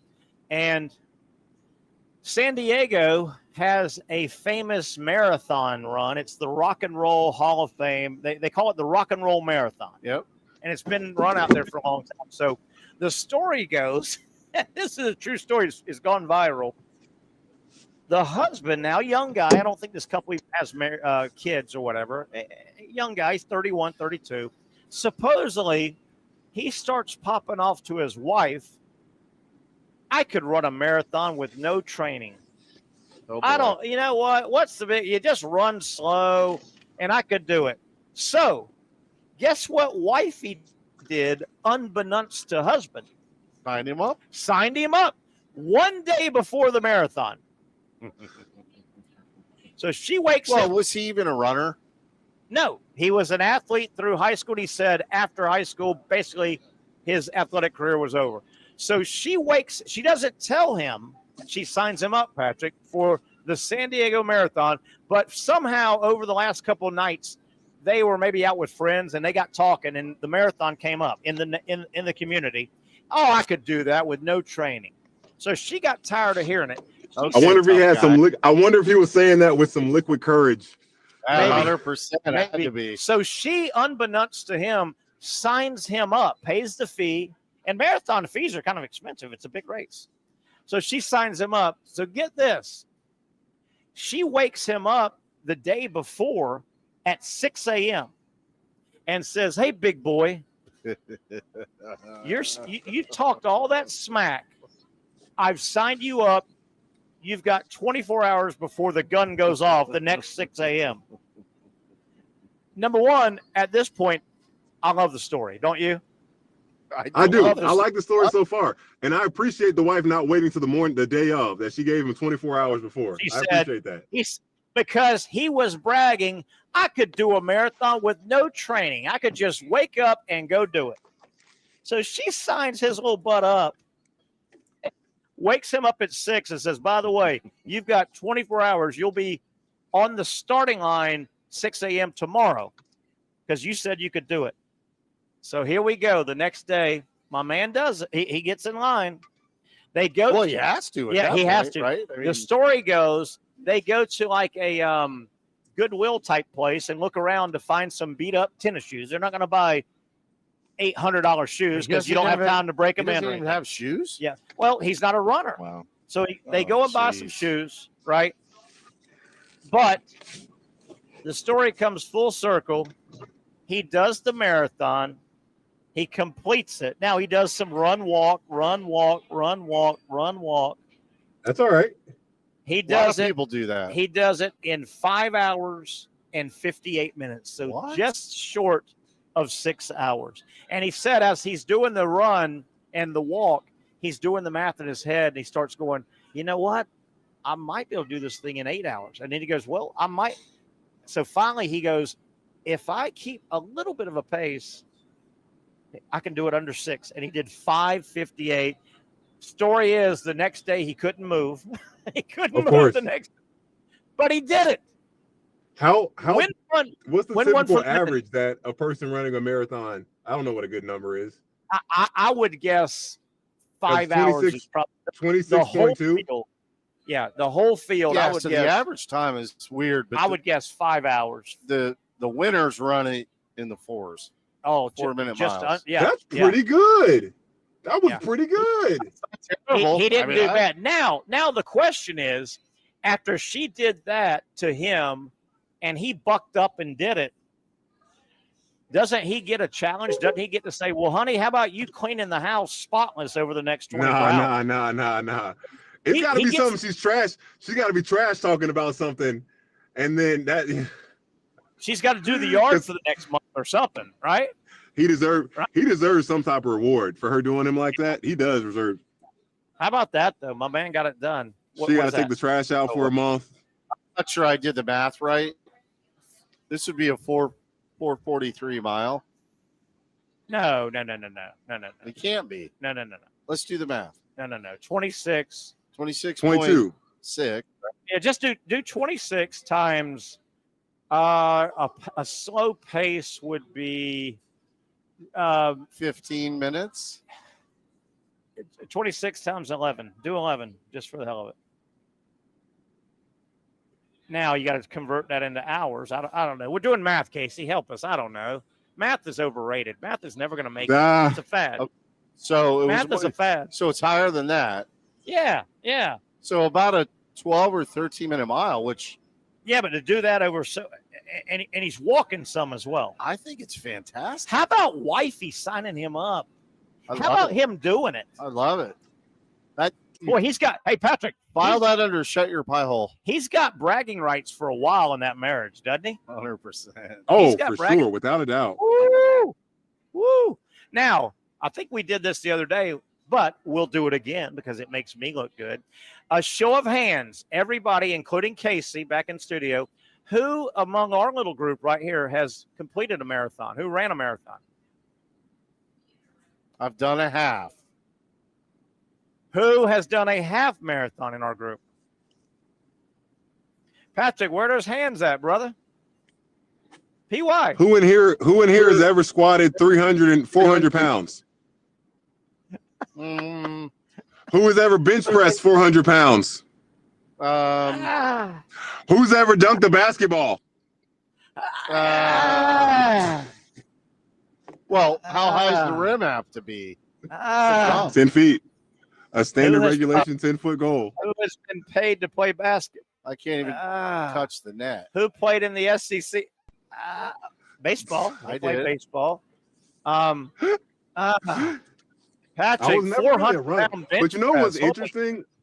What was interesting for me, when I came off my ACL into that next season, I wasn't starting. I wasn't playing as much. So one thing that I learned in the NBA, guys that if you don't play like 15 minutes, they have you run on the treadmill, to kind of get your conditioning after the game. Yeah. I just started embracing it, and I turned into loving running. You get through that first 2 minutes, that first 2.5 minutes, and then you find a stride and you're grooving. Did you prefer a treadmill or running on the street? I hated treadmill running. I prefer. I didn't really run outside that much. I think I like treadmill running just because for the sake of right after a game, it was right there, Yeah. But yeah, I don't know. I didn't mind it. As a pitcher, you did foul pulls and Yeah, stuff. I couldn't stand it, but then Well, you're a little short, squatty guy too. I've actually done 7 Gate River runs. Really? Yeah. I've probably done, but I haven't run in a while. Yeah. And I think we lost Pat. You've done 7 I'm here. gates. Oh, Pat. Hey, Pat, did you ever do the Gate River run? The gate? What is the Hello. gate? 9.3? 15K. Yeah, that's the Gate River Run? Did you ever do the Gate River Run, Pat? No, I did not. Had to. I probably Actually, did. I think I did it when I was a kid. I think I did it one time when I was a little kid. Right. And kids, they don't know anything about a marathon. I think I took off running as fast as I could at the start of the race. I think so. Yes, you can't do that. No, I'm going to tell you, when I did my half marathon, the training burned me out. Did you do the one in Mandarin? Yes. Yeah, the Outback. Outback. Yeah, Yeah. I used to do that every Thanksgiving morning, right? Yeah. Guys, I did gotta pick up grab my grandma. We're heading to a speaking engagement here tonight. Oh, nice. Okay, buddy. I Sounds appreciate good. you guys. We'll get Thank you so much. I appreciate you. We'll get together tomorrow. All right, Pete. Tomorrow. On a Friday. See you, with, Trent. Patrick. Trent Torsha hanging around, Terry Norvelle. I did 2 marathons in my 40s. Impressive. I did both of them in my 40s, and it was just one of the. I told That the was story just a million. the other day, then. Shut your. Yeah. That's good for me.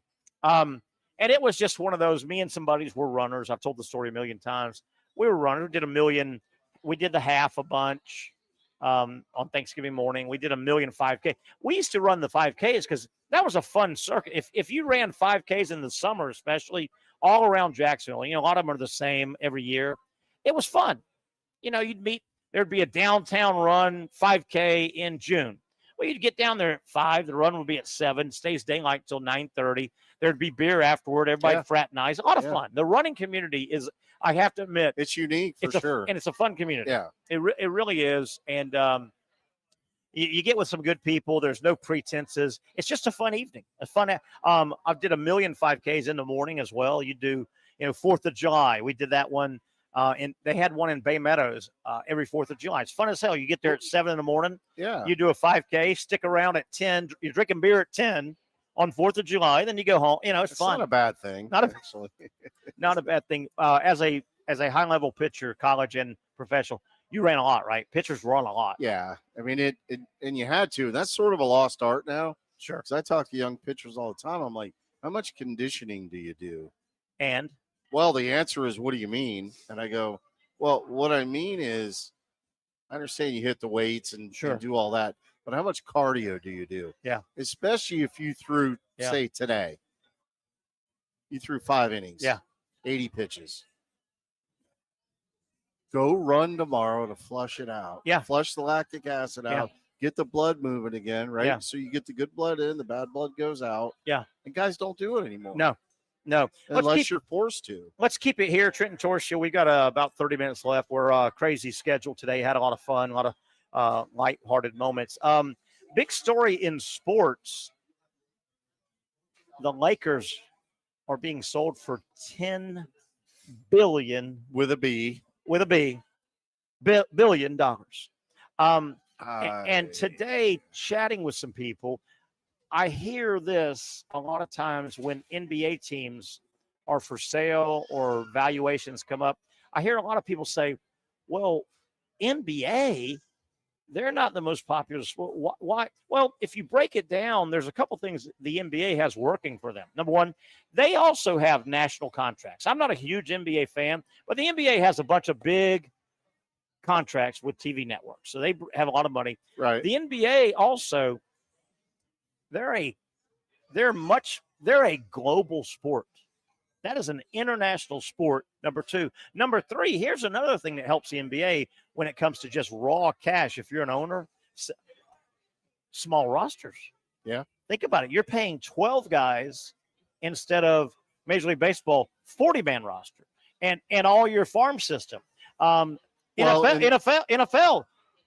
Shad Khan's paying 53 guys, big money. Yeah. You got 12, 13 guys. So it doesn't stun me that the NBA has valuation like that. Now, it's the Los Angeles Lakers. They are the Yankees of the NBA.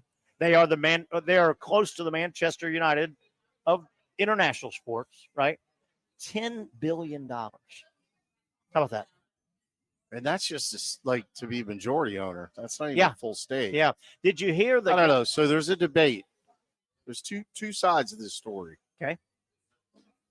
Mom and pop family owned business. be at the Lakers. Jerry Buss Right. bought it in '79. Dr. Terry Buss, and then you got basically the daughter running the organization. Some people would say they've made not great decisions over the past several years. Now you bring in the Dodgers owner. Yeah. But the difference is you can't go over the salary cap and pay a luxury tax like you can in Major League Baseball. Yeah. Which is what Yeah. the Dodgers have done. Yeah. So he's like, money's no object here. So Yeah. be curious to see how they handle the salary cap. Yeah. That's kind of first and foremost. Reading some numbers yesterday when this story started breaking that the Lakers are basically being sold to the group that owns the LA Dodgers. And there's one lead investor in that. Walter is his name. I had it written down. I think Matt Walter. Don't quote me on that, but there's one guy. And yesterday when these numbers started coming out, his money, and I was curious. I looked it up. Where did Matt Walters make his money? What was he, a movie producer? Was he a real estate guy?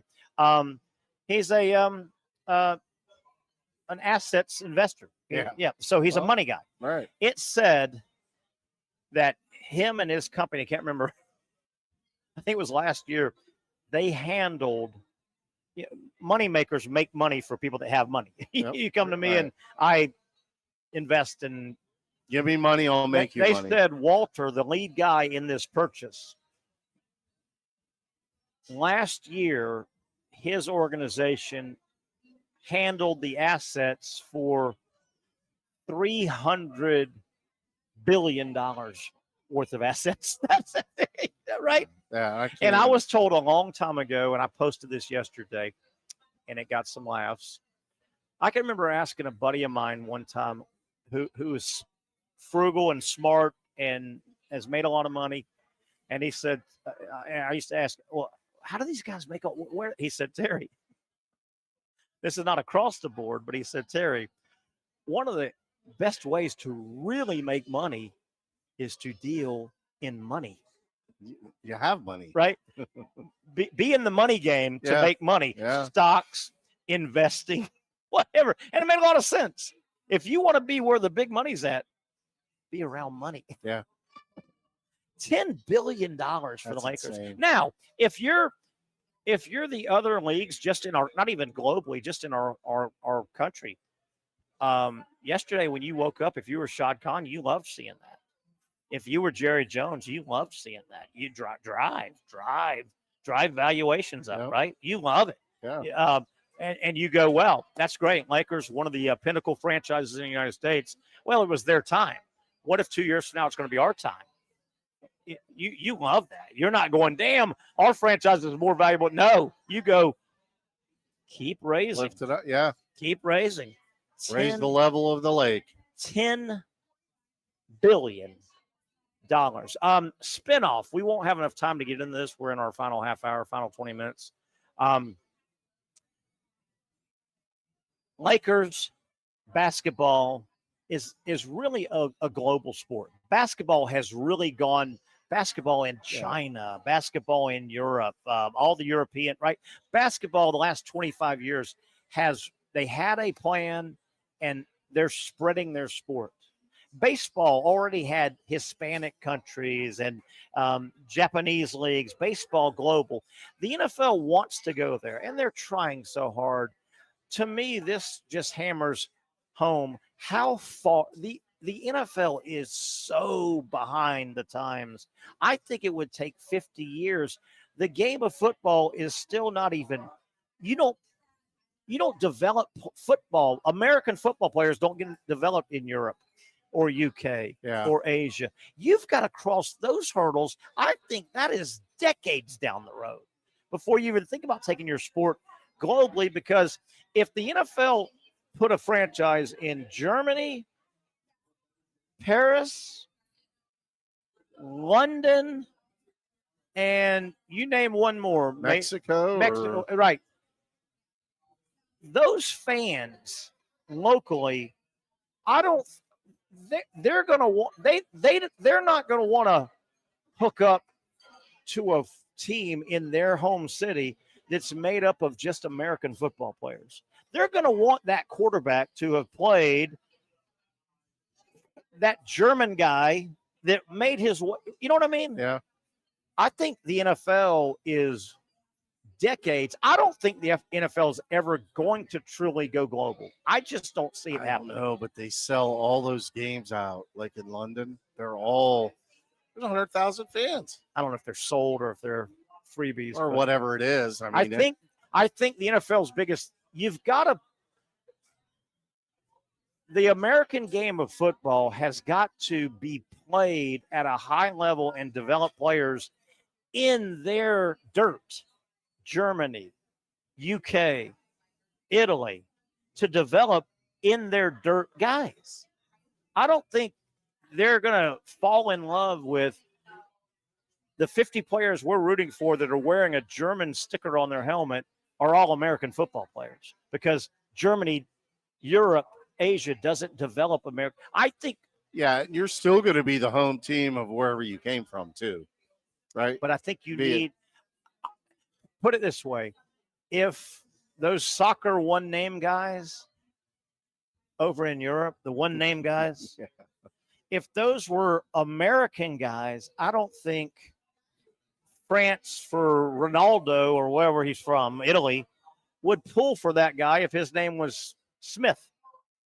I don't know. It's for another discussion. What do you got? We'll take a break, but you got a couple things we need to hit before we get out of here? Two things in particular. What do you got? NCAA profit sharing. Okay. You probably talked about it already. We can get to it. What else you got? And what are the Knicks going to do? With regard? The head coach. Oh, yeah. Yeah. They're still spinning. Even though he went to the conference finals, they axed him, right? They axed him, and nobody wants the job. Billy Donovan said no. They go, hey, Jason, we'd like to talk to Jason Kidd. Nope, you can't. Yeah. The Houston Rockets coach. Yeah. Udoka, or I think is how you pronounce his name. They gave him a bump. Yeah. He's good through 2029. Yeah. So it's it's odd too to see at the professional level, even though it's in the same league, generally you give permission to talk to, even though he's your guy, because 2 years from now, you may want to talk to that franchise's guy, right? Yeah. And they're saying no can do. And you don't want to twist your coach's arm and say, we're not going to let you interview. Well, if he's not happy where he's at, why force him to stay there? That's never going to be a good situation, is it? No. And if you're the Dallas Mavericks, by the way, you're Jason Kidd. Yeah. It's like, we got the first pick. Yeah. If we're not taking Cooper Flag, I'm out. Absolutely. Because that's who I want. That's who we need as an organization. Absolutely. You already got rid of Luka. Backfill with this. There's slight whispers. Would Dallas trade the one? It has been, if they could get a bounty, and then the fan base would go, we don't get to watch Cooper Flag or Luka. Yeah. Anyway, let's take a break. We'll get to your topics. And I've got some Major League Baseball news and notes as we're wrapping up. One segment left here on a fun Thursday. The Young and Norvelle Show coming to you live from Sliders Oyster Bar.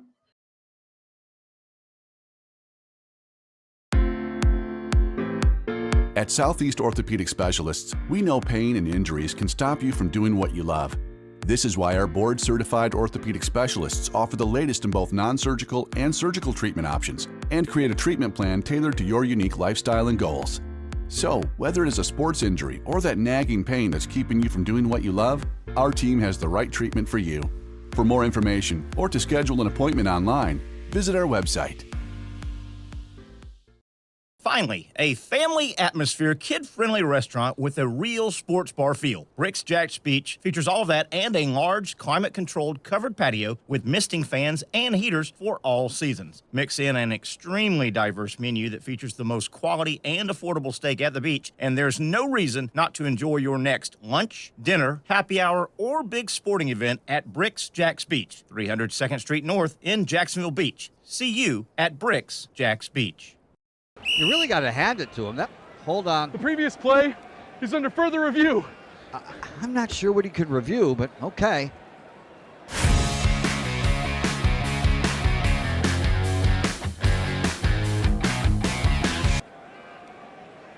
Sure has been a while.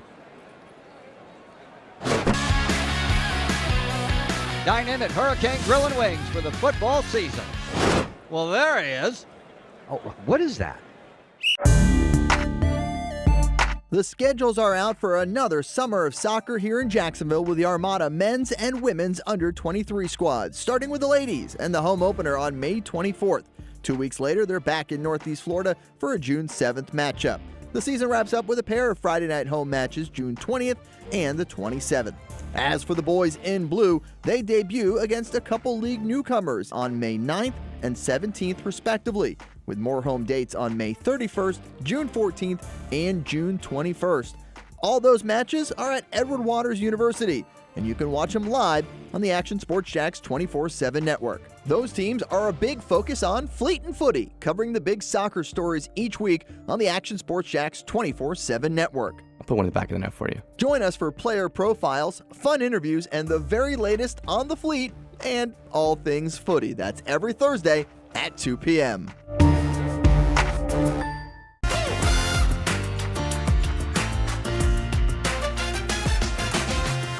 Empower a future, inspire a dream. It's a bold but simple mission for the Jacksonville Police Athletic League known as Jax PAL. Help the next generation of kids in Jacksonville shape a brighter future.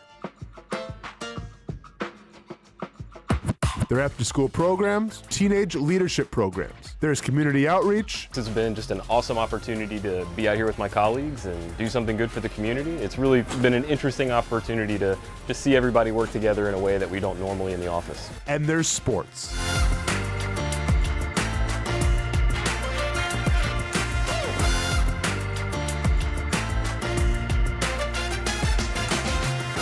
There are also ways you can help the next generation with a donation of any kind.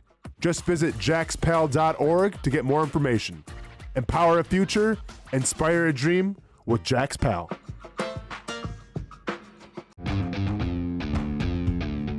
When you think sports, you think Action Sports Jax, the official station of the Jaguars, on location for every game. But the most experienced team in town doesn't stop there. From high school football to the big events in the area, Action Sports Jax is always on. Now, we take that to a new level. Action Sports Jax 24/7 is around-the-clock coverage of the teams you love and the moments you can't miss. The best local sports in Jacksonville on Action Sports Jax 24/7. Sales Prime. Yeah. Hey, here we go. Final segment. A little overcast as it always is. And are we, as we welcome back Trenton Torsia, Terry Norvelle, Casey Kurtz producing. I want to thank Patrick Young. He spent a lot of time with us earlier before a speaking engagement. I know technically, I think tomorrow is the first day of summer, June 20th, I think. It's either 20th or 21st. We're in the dog days of summer, my man. I think we're there. It's hot. I think we're there. It is hot. You had a couple topics you want to get to, and then we'll try to hit some Major League Baseball topics. Tomorrow we'll be right back here on the Young Norvelle Show at 4 o'clock. What do you got here? Well, we haven't talked, you and I haven't talked about this a whole lot, but this whole NCAA profit sharing. Yeah. So the Power Four all voted yes or whatever. So they've got to share $20 million. $20.5 million. Right. With their athletes. However, the player could still get their own individual NIL deals. Yeah. So have we made progress or not? I mean, theoretically, yes, we have, because there is it's already formed. They're about to put it into place. There's supposedly a clearinghouse for NIL deals. There may be some legal fighting. You can't tell me how much I can make. Well, I can if you want to be in our closed club. But supposedly there's a clearinghouse that will check NIL deals. They all have to come through. Right. Deloitte. The Deloitte and Touche. They're trying to be the organizer of it. And supposedly, and this may be a little sticky, there's supposed to be a fair market value of these deals, number one. Number two, the colleges are out of it now, which I love. They can't help set it up or anything. It can't be. So you're supposed to say, I'm DJ Lightway. I've got this deal. It's with this company. Here it is. If you want to play in the NCAA is going to say, we have the right to follow up on this and make sure it's legit and it's not out of market value. You can't have, theoretically, a oil baron that loves the Texas Longhorns that says, I'm going to pay Arch Manning.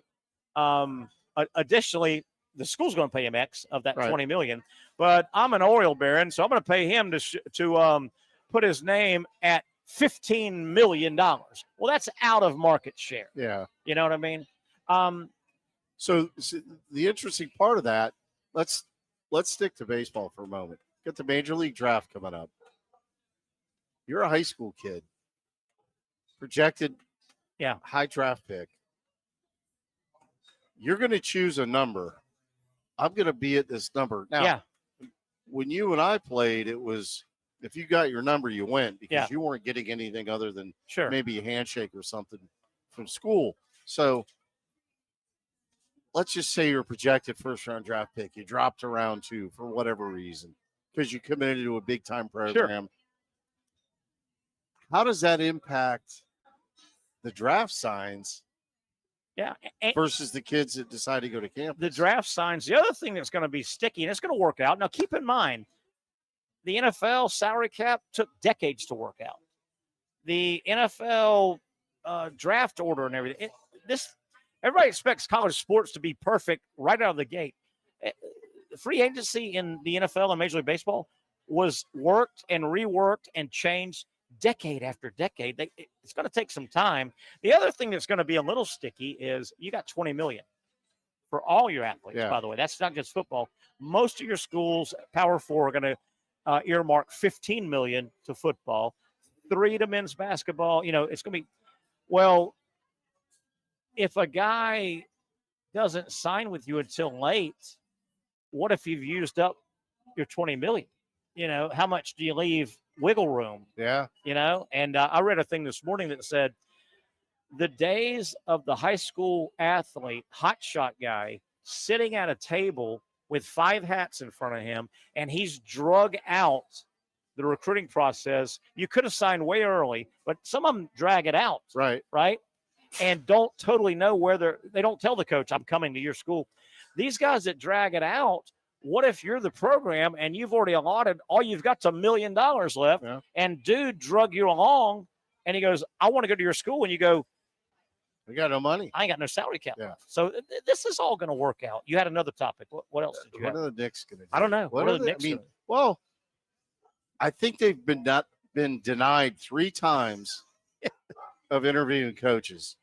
I know the Mavericks, the Rockets. Yeah.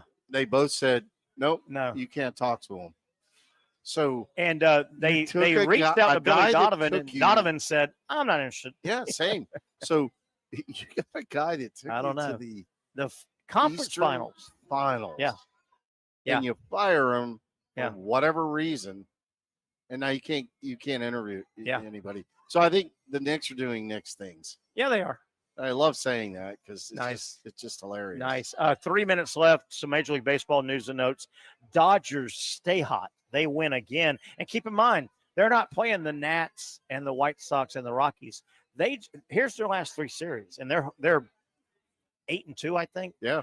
San Diego, San Francisco, San Diego. Dodgers stay red hot. Yankees actually won a game today and scored, and somebody hit a home run. Aaron Judge. Boy, needed that, didn't he? He did need that. Now they got Stanton back in the lineup. Yeah. But, prior to yesterday, the Yankees had lost 3 straight games where they were shut out with 39 strikeouts. Unbelievable. And that's 39 strikeouts. And I'm telling you, innings. Casey can concur with this. 10 days ago, when Casey and I are talking Major League Baseball, we had Cade Kistner on. The Yankees were red hot. Judge had homered in 3 games in a row. They were slapping around somebody before they slapped around Kansas City. Goes quick, man. Yeah. Goes quick. 2 minutes left. A lot of day baseball. Arizona leading Toronto, bottom of the 9th, 9-5. Cleveland 1-0 over San Francisco. That's in the 7th. Early St. Louis, Chicago, no score. The Twins have beaten the Reds 12-5. Yankees did win today, 7-3 over the Angels, but the Angels won that series, right? They roughed them up. Pittsburgh in the early game of a doubleheader, they lost to Detroit. That would be Skubal. Let me make sure. I think he probably got the win. And Skeens goes tonight. I wish Skubal and Skeens had faced, and everybody does. That would have been great. Actually. That would have been a lot of fun. That Skubal is really, really nasty. Let's see if we Skubal got the win, 8-2. Just ho-hum, 8-2. Skeens should go tonight. Real quick, minute left. Mets have lost 5 in a row. How about the Yankees and the Mets got swept over the weekend as first-place teams? They both got swept. But you know what? You got to hang with these droughts. I mean, you're I not agree. You're not going to be hot all year long. 162. It's a long season. Jack Caglione, home run. Finally, his first home run. Good for him. He's really scuffled. The lid's off. And they pulled him out of the lineup, which was good. He had started about 10, 12 games in a row, scuffled, hit the ball hard at times, scuffled. They sat him yesterday. Didn't do anything, put him in the lineup, and he hit a home run the next day. I told you about Scooble's schemes. And as we go to the wrap up the show, I never thought I'd say this. Do you realize the Colorado Rockies are red hot? They're on a not 1, not 2, not 3. The Rockies have won 4 in a row. Now, they beat the Braves and the Nats 3 times, but that's a heater for the Rockies. They're still 28.5 back. And Just but for the climbing. record. But climbing. Just for the By the record. way, Philadelphia, the Phillies, 1 game back of the Mets. They've started creeping back, playing some good ball. Hey, the Rockies, they're whipping the horse, buddy. They're coming up the back stretch. Long season, baby. They got a ways to go, big guy. Long season. All right, that'll wrap it up. Thanks for coming out. Appreciate it. Trenton Torsha, you know him from our show. He's on here a lot of times. I want to thank Trent, of course, Casey for doing all the hard work back in the control room, and, of course, Patrick Young for joining us for about an hour, hour and a half. That'll wrap it up. We'll get back together tomorrow, 4 o'clock, for the next edition of the Young and Norvelle Show. Have a great Thursday, everybody.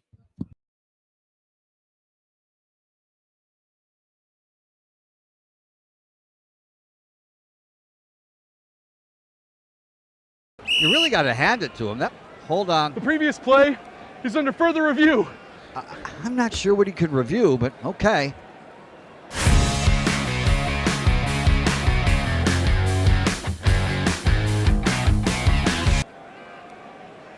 Sure has been a while.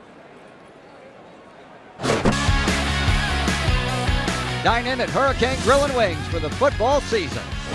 Well, there he is. Oh, what is that? At Southeast Orthopedic Specialists, we know pain and injuries can stop you from doing what you love. This is why our board-certified orthopedic specialists offer the latest in both non-surgical and surgical treatment options and create a treatment plan tailored to your unique lifestyle and goals. So, whether it is a sports injury or that nagging pain that's keeping you from doing what you love, our team has the right treatment for you. For more information or to schedule an appointment online, visit our website. Most of us know how to throw.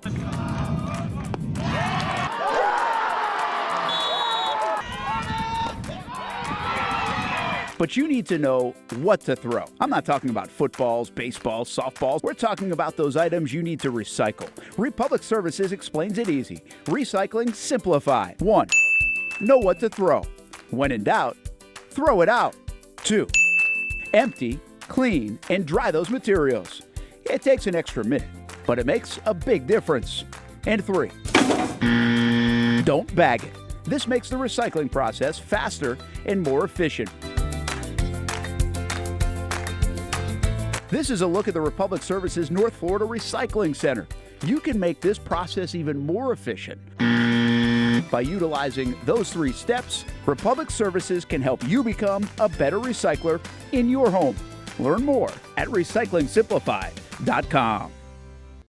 Finally, a family atmosphere, kid-friendly restaurant with a real sports bar feel. Bricks Jack's Beach features all of that and a large, climate-controlled covered patio with misting fans and heaters for all seasons. Mix in an extremely diverse menu that features the most quality and affordable steak at the beach, and there's no reason not to enjoy your next lunch, dinner, happy hour, or big sporting event at Bricks Jack's Beach, 300 2nd Street North in Jacksonville Beach. See you at Bricks Jack's Beach. Baker's Sports. It's a hometown business filled with hometown people trying to make you feel right at home. Chris Conley, Jacksonville University. Walker Wright, class of 2018, West Nassau High School. Michael Young, Fletcher High School. Baker's Sports started in a grassroots way and now outfits much of the Southeast. Will Olive, Mandarin High School. Go Stangs. High school sports, travel sports, youth sports of all kinds. They are a one-stop shop carrying Nike, Adidas, Under Armour brands, and more. Vincent Caldes, Oakleaf High School. Tony Mazzio, Sandalwood High School, class of 2002. Samuel Coffrin, Paxton School for Advanced Studies. Whether it's sports teams on the field or it's your team in the workplace, like our Action Sports Jacks team, and community events like the Dream 18 Golf Tournament, and many others. Cole Tilley, Hilliard High School. Reagan Webb, Eagles View Academy. Look good, feel good, play good with Baker Sports. Custom sports apparel since 1997. Shop with the hometown team at bakersport.com. The rhythm of my heart is beating like a drum, with we are more rolling off our tongues. Never will we roam, for we know our place is down.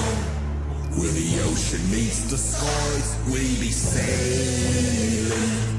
Where the ocean meets the skies, we be sailing.